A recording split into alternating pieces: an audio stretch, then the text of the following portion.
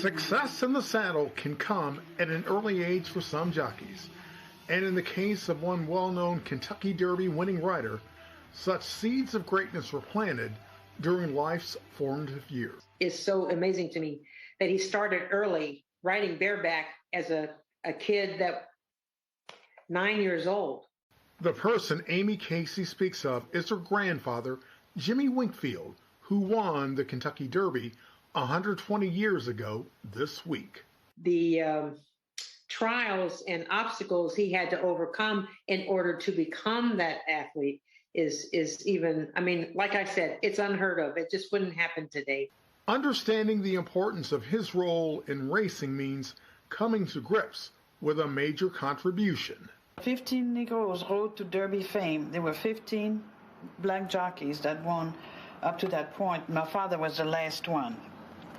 15 to win the Derby. Winkfield's daughter Lillian Casey beamed with pride in talking about her father, the last of his race to win the Kentucky Derby, when we interviewed her for the documentary Forgotten at the Finish Line back in 2000. All he wanted to do was to ride the horses. And to become a jockey was more or less a discovery that one of the stable boys saw him ride and said and told one of the trainers, you know, we should get him because he's good. And so they took my father, you know, and put him on a horse, and sure enough, he won the Kentucky Derby on His Eminence in 1901. The next day, Winkfield's victory was headline news across the country. Page 2 of the Courier-Journal tells how the horse and jockey found the lead early into the race. That next year, 1902, resulted in a repeat performance by crossing the wire first on Allen-a-Dale.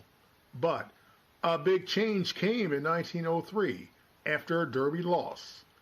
He left the country and watched his career soar outside of the U.S.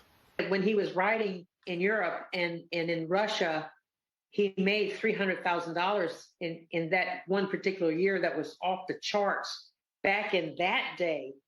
From the tracks in Russia to France, this Kentucky native survived 2 world wars on foreign soil, and his love for the sport is found in the family's DNA. I've always loved animals, and early on, I was going to be a veterinarian. Tracks around Louisiana rely on the services of Winkfield's granddaughter, Amy Casey, who's making her own kind of history. Now, many equine veterinarians are women. It used to be male only, and slowly we've come up and we're starting to surpass.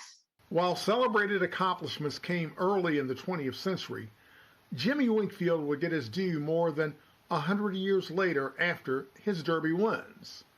In 2004, he was inducted in Saratoga, New York's National Racing Hall of Fame.